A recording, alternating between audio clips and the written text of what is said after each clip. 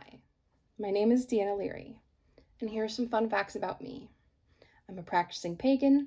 I graduated last year with a BS in psychology in the clinical psychology track, and I didn't get very angry as a kid. What do these things have in common? They were things that led me to do a type of reflecting called shadow work. You may be wondering what shadow work is. That's fair. Let's start with the psychology aspect.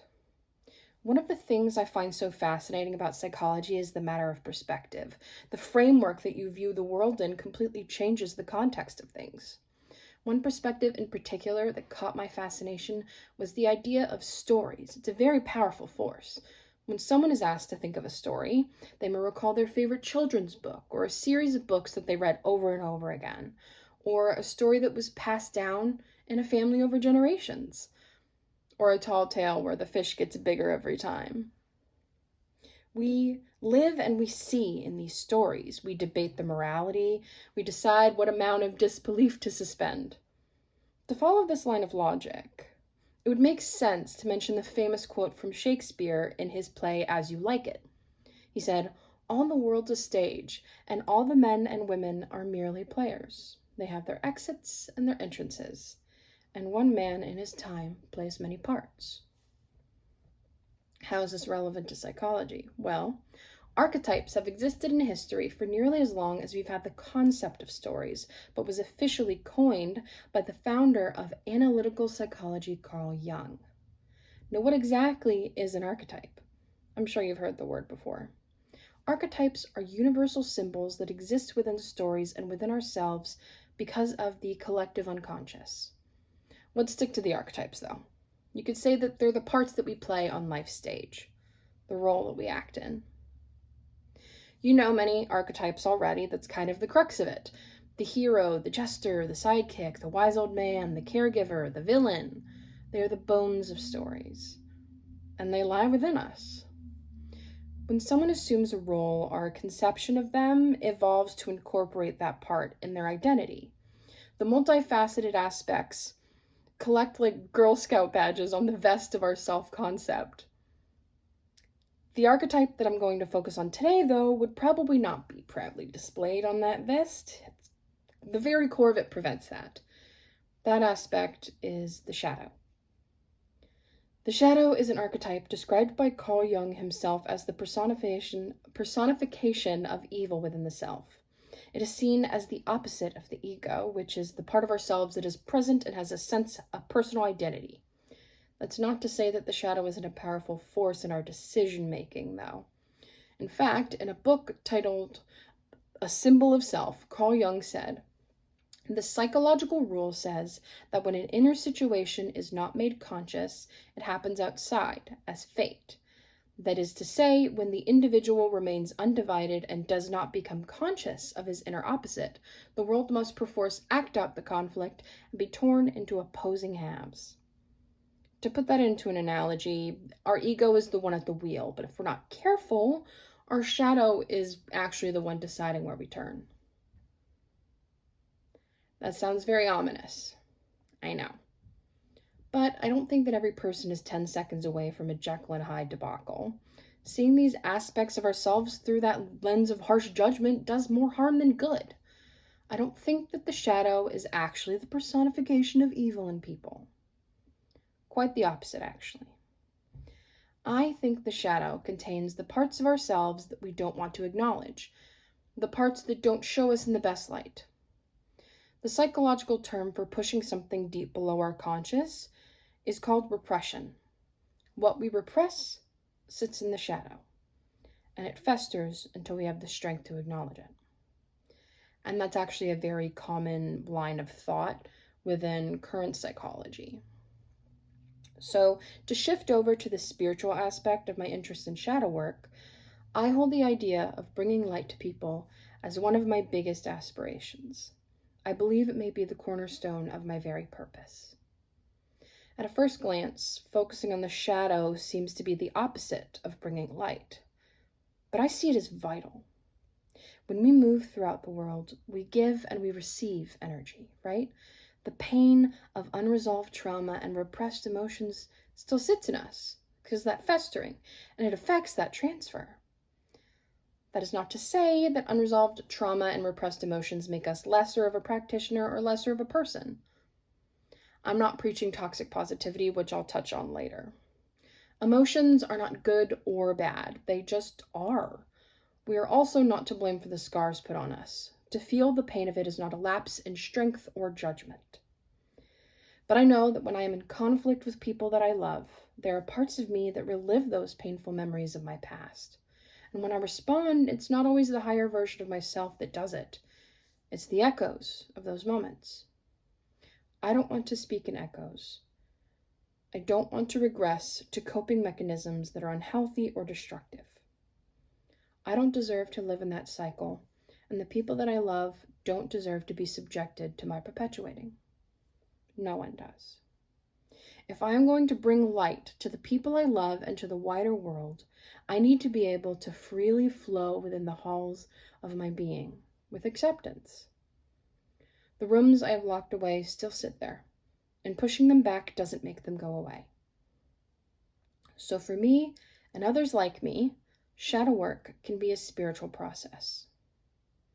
And I am definitely not surprised that I see it reflected in my tarot deck. I'm very big on tarot. I love divination. And the Fool's Journey in the major arcana of tarot decks has some powerful archetypes that guide us in our own journey. And as we know, the Fool's Journey is representative of our own personal journey throughout powerful journeys in our life. That's a lot of the word journey. The first two after the Fool also provide a very good parallel to the ego and the shadow. You see the ego in the Magician, a representative of our knowledge that sits at the conscious level.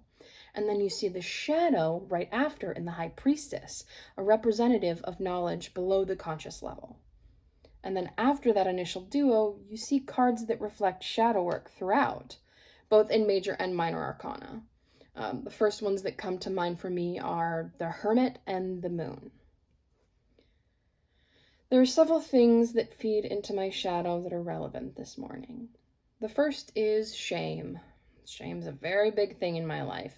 It is a very powerful and pervasive force throughout all of society. In an article in Scientific American written by Annette Kammerer, she says, "It has been speculated that humans feel shame because it's conferred some kind of evolutionary advantage on our early ancestors. For instance, it can potentially promote a group's well-being by encouraging individuals to adhere to social conventions and to work to stay in others' good graces. Essentially, it's a tool used to make sure that people fall within the confines of what a situation is dictated to be appropriate in order for society to function." The second thing that feeds the shadow that is relevant this morning is toxic positivity, which I mentioned earlier. Toxic positivity is the pressure from outside sources to only show positive emotions and to not acknowledge negative ones. If you've ever tried to talk to someone about something going on in your life, something that's made you really mad or hurt, and were blown off with phrases like, "look on the bright side," and "just stay positive," you've encountered toxic positivity. While the intention from people can sometimes be kind, the impact is a message that our emotions can be wrong or shameful. We receive the message that when we feel something hard, we should just try and make it go away. Making it go away leaves it in the shadow. So just what was in my shadows being fed by shame and toxic positivity, I mentioned it at the very beginning. When I was growing up, one of the things I was proudest of was that I didn't get angry in a way that was noticeable. I watched some people in my life blow up and take their anger out on other people. I took pride in knowing that the anger that I felt was not a burning fire, but a pile of embers that sat quiet in my chest. I was in control of myself, at least. As I grew into early adulthood, I noticed a shift in myself, and particularly in my view of the world. The composure I had clung to fit me less and less as the days passed. I began to feel the embers that sat quietly in my chest get hotter. I started speaking out and taking a stand. The words used to describe me started to change. Then I realized they hadn't actually changed. The words were just starting to pick up steams. it was harder to keep control. I would sit in my room and I would just fume over things that had been happening in my life and in the world. It felt like I was going to be set on fire, like there was magma in my veins. It felt different than what it had been like before. It was bubbling up. And every time I would calm down, the words used about me would still sit in the room and they would taunt me. Dramatic, make something out of nothing, too sensitive, a minefield in conversations. I was not the quiet embers. Every red-hot coal was taken apart and scrutinized. I didn't blow up like others did. No screaming. But I spoke up, and the pride I had in myself shattered and sharp, and it still held against me, cutting at me. I wasn't sure I could keep control. I went into these vicious vacillations between rage and shame. The anger I'd held was too big to sit in my chest, but I defined my goodness on the fact that I didn't hurt people. If I lost control and let myself feel the anger, I could hurt people. I felt the kind of anger I find hard to describe. It felt like I was being punished for outbursts that wouldn't have even been noticed if someone else in my life had done them. I didn't even get the release that would make it worth the condemnation. I wasn't sure I even wanted to keep control at that point. And then there was a day when the dam broke. I don't remember why it broke. I do remember the months leading up to it. I had this feeling and this thought in my head over and over again. It was, I could only take so much. The argument that day wasn't particularly noteworthy. I don't even remember fully what it was about. There were some bits that hurt, but honestly, so many other arguments in my life would come to mind when I think of something hurtful. But I remember that I just lost it. I screamed and screamed and screamed. I didn't really say sentences or words, just screaming. It was this weird mixture of relief and fear. I was 27 years old and essentially having a tantrum like I was in a grocery store and I'd been denied candy. I really felt out of control. Afterward, I walked back to my bedroom feeling out of breath and shaky. What was that? I am calm and collected. I think about every word I say and how it will be interpreted, and I check it twice like I'm Santa. And I just totally lost it.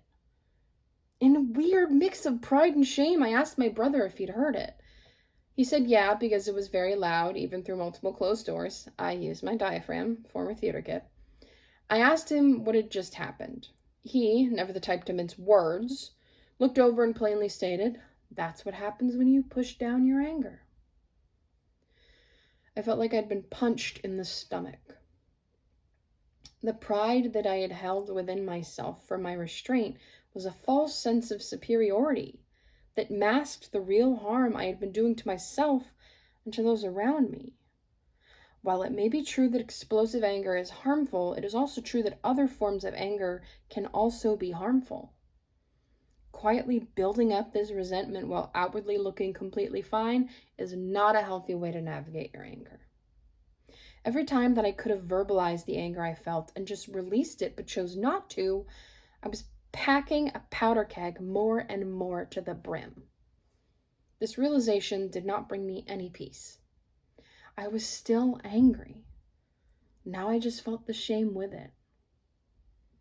I realized in the time following that day that I felt a deep sense of shame about my anger, as well as some other trauma-based cognitive distortions that I'm just not going to get into today.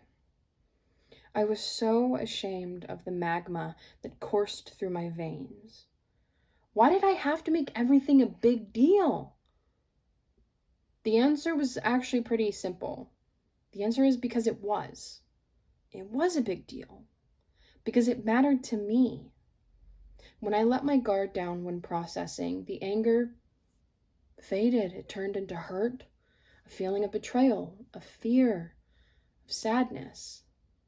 I thought if I told myself my emotions were under control, I didn't have to feel them. I didn't have to experience conflict. But in doing so, I had stunted my own growth. Conflict is not inherently bad. In fact, it's through dialogue that we are better able to understand each other. At the other side of hypothetical conflict, there is the possibility that the people I love will not want to be in my life anymore. That haunts me. If I show them how angry I feel sometimes, how betrayed I can feel sometimes, it might be too much. If I show them my shadow, I might be too much. And there it is. My name is Deanna Leary, and I can get pretty angry sometimes. I have a strong sense of justice, and when that gets triggered, it can be a really big struggle to stay calm. I also have a tendency to take over projects and have trouble letting go of control. Mom can confirm that. I used to hide my anger, but now I try my best to tell people how I feel, even when it's scary. Beneath the jokes and the deflections, I feel very deeply all of the time. These days, I try to show the people in my life the lights and the shadows, and trust them to love me because of them. The people I have in my life right now are some of the best I've ever known. And I'm so glad that they get to see more of me than I thought I could show people. A big part of shadow work is, spoiler, there's no clean ending. I still work on my anger and shame today. I also laugh louder and more often than I ever have. It's about balance. Spoiler, the temperance card. It's about balance. This journey, should you choose to take it, will be a balancing act. In my opinion, the universe is about balance. That's what I wish for all of you today. Balance. When the sun sets later today, take a second to peek at your shadow. It may seem a little scary, but if you look closely enough, I believe you'll find something beautiful. Thank you, and blessed be.